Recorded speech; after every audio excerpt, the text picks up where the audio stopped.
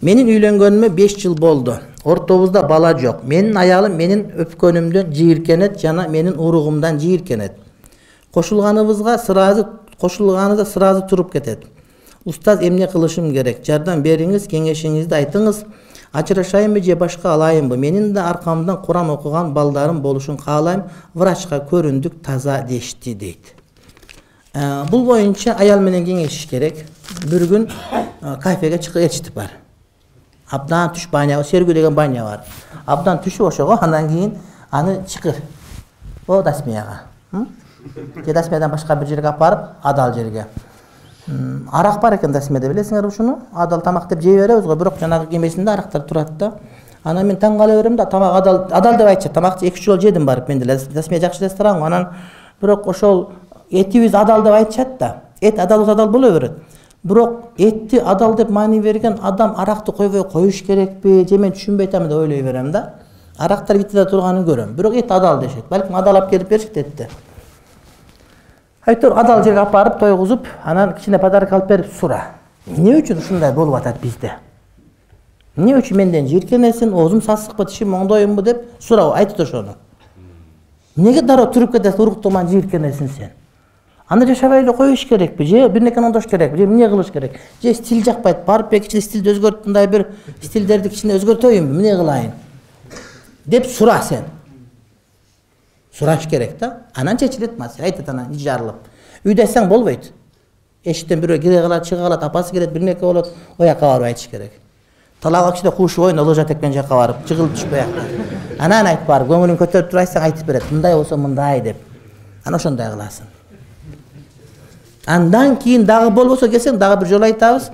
Анан такыр болбогондо анан сен айткан жана ажырашууну айтат. Дагы чейин ажырашууга сөз жок. Чала түшүнүктөн деп ойлойм, сүннөт китептин биринде Куран тилават кылуу жана тарави намаздарда Куран окуучу кары канча акча бериш күнөө деп келиптир. Бергенде алганда күнөө деп жазылыптыр дейт. Албетте бул туура эмес. Жана туура.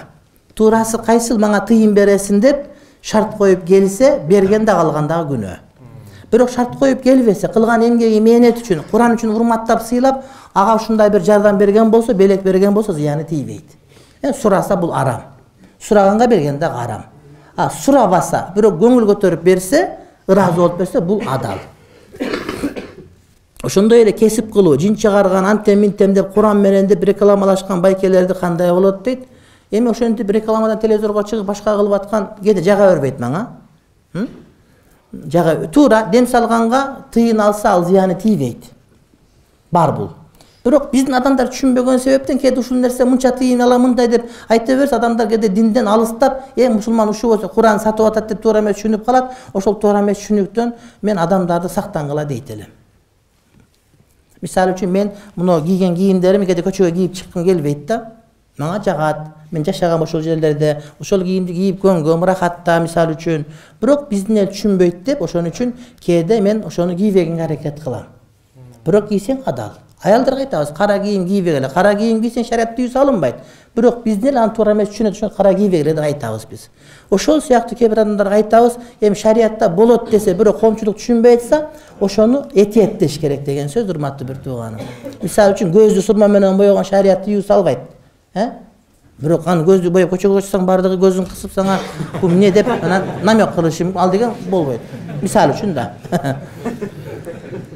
Ушундай. Такыбалык жөнүндө насаатыңызга муктажмын. Сабакка келе берсең, ошо такыбалык чыга берет, урматтуу бир тууганым, иншалла.